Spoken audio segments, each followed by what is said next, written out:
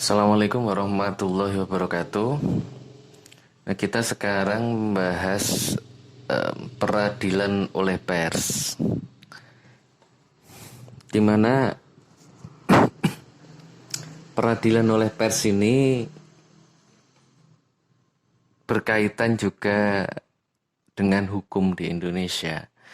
Nah, kalau kita membahas tentang hukum itu sendiri, hukum itu ada agar kita takut atau kita terlindungi.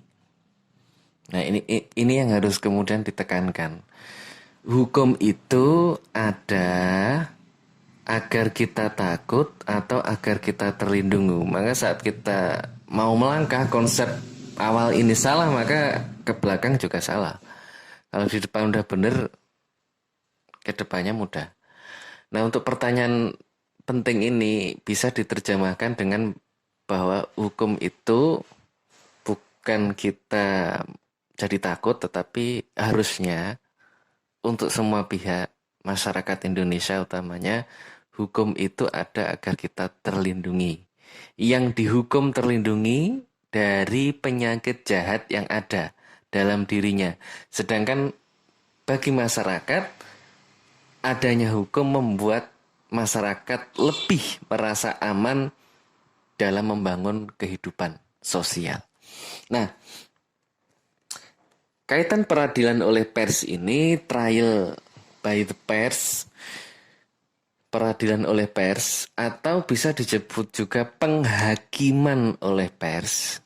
Bisa saya katakan juga pemberitaan yang memvonis tanpa melihat azas praduga tak bersalah, termasuk hajab dan juga tolak. Nah, ini trial by the pers ini sudah ada aturannya di pasal 5 Undang-Undang RI nomor 40 tahun 99 tentang pers.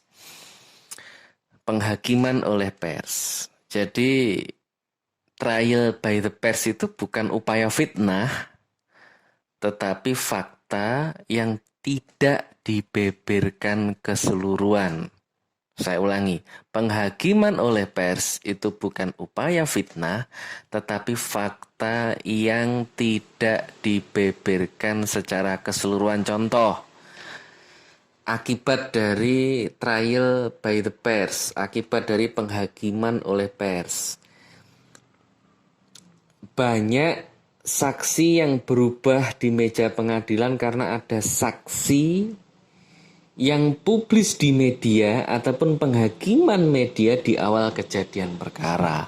Jadi baik saksi, korban, pelaku berubah di meja pengadilan karena media melakukan vonis yang ujungnya kadang masyarakat pun membuat vonis juga. Nah, ini contoh kasus di Aceh, tertangkap wilayatul Hizbah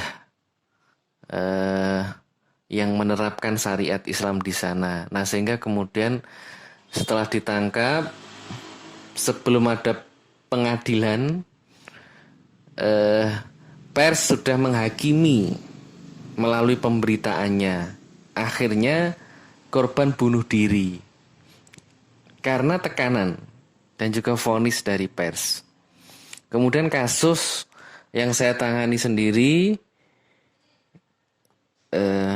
di beberapa media sudah banyak diakses, di Google juga banyak. Bagaimana kalau teman-teman ngakses di Google Search gitu, nyari kasus SD menghamili siswa SMP. Nah, ini beberapa media melakukan vonis sebelum masuk mediasi restoratif justice atau tahap koordinasi itu sudah melakukan vonis.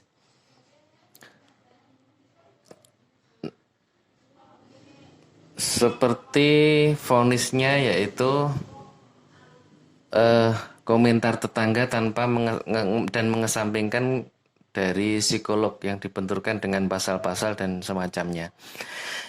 Nah, ini contoh-contohnya dari penghakiman oleh pers. Sehingga pers sebagai media untuk kontrol sosial, pers sebagai media edukasi, media hiburan juga, informasi, kemudian polisi mencari pelaku, jaksa penuntut umum membeberkan bukti, terdakwa dan pengacara melakukan pembelaan, dan hakim yang memutuskan. Maka sebenarnya peradilan oleh pers ini dibahas agar pers tahu porsi kerjanya masing-masing. Polisi, pers, jaksa, hakim itu melakukan apa. Nah, jika peradilan pers ini dilakukan terus-menerus, maka akan mencederai peradilan yang fair, yang adil. Peradilan yang free, yang imparsial, yang tidak memihak. Sehingga yang ditakutkan peradilan oleh pers ini menimbulkan tidak kondusif dan bisa mempengaruhi putusan hakim yang bisa menjerumuskan pers pada tuntutan pidana. Nah, secara pidana pun dilakukan dengan dua versi, yaitu mengikuti ketentuan delik pers dalam KUHP atau ketentuan pidana dalam Undang-Undang Pers. Nah, delik pers ini yang dimaksud yaitu pasal-pasal KUHP yang berhubungan dengan pers. Contoh dalam rancangan KUHP itu tentang penghinaan terhadap pengadilan. Pasal 281 yang merupakan pemidanaan baru. Nah, ini banyak menjadi pertentangan dari PWI dan juga AJI, pertentangan di mana lembaga pers khususnya itu mendesak DPR dan juga pemerintah untuk mencabut pasal 281 soal penghinaan terhadap pengadilan.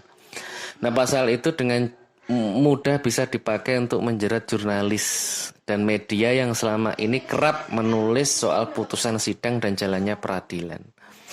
Nah, sebenarnya di lembaga pers sendiri ingin bahwa baik di tingkat legislatif, yudikatif, eksekutif semua itu terbuka, bisa dikritik. Tetapi di sisi lain kebebasan pers sesuai amanah undang-undang itu tidak dijalankan pers oleh sebebas-bebasnya, sehingga kemudian ada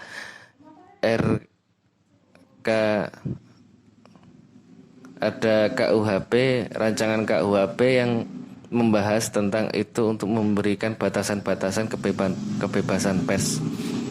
Ini sudah diungkapkan oleh Taufikul Hadi yang memberi penegasan bahwa penghinaan terhadap pengadilan dalam KUHP itu rancangan KUHP itu tidak akan menghambat kebebasan pers dalam menyampaikan informasi kepada publik.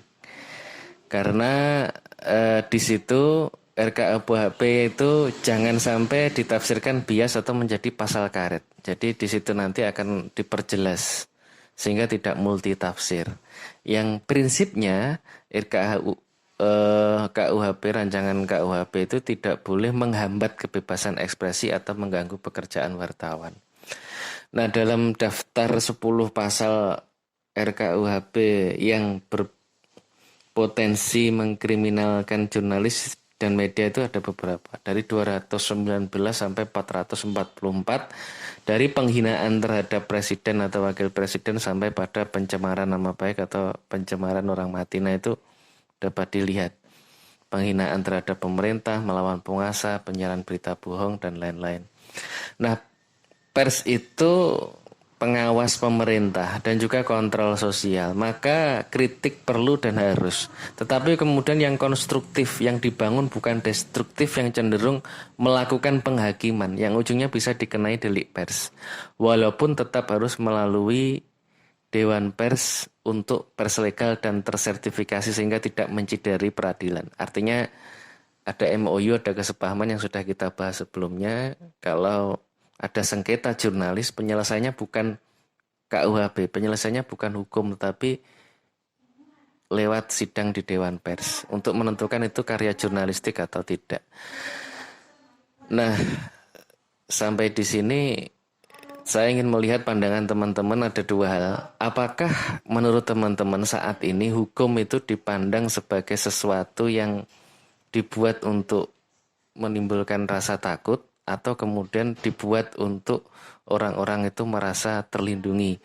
Dan yang kedua, apakah menurut teman-teman wartawan paham tentang hal ini, paham mengenai peradilan oleh pers pers dan juga paham tentang delik pers. Nah, jadi ada dua. Menurut teman-teman, hukum saat ini diartikan sebagai sesuatu aturan yang membuat rasa takut atau membuat orang merasa terlindungi. Atau yang kedua, dan juga yang kedua, teman-teman melihat apakah semua wartawan sudah paham tentang peradilan oleh pers dan juga delik pers ini. Nah, coba teman-teman jelaskan, jabarkan penjelasan tersebut. Nah, itu saja. Assalamualaikum warahmatullahi wabarakatuh.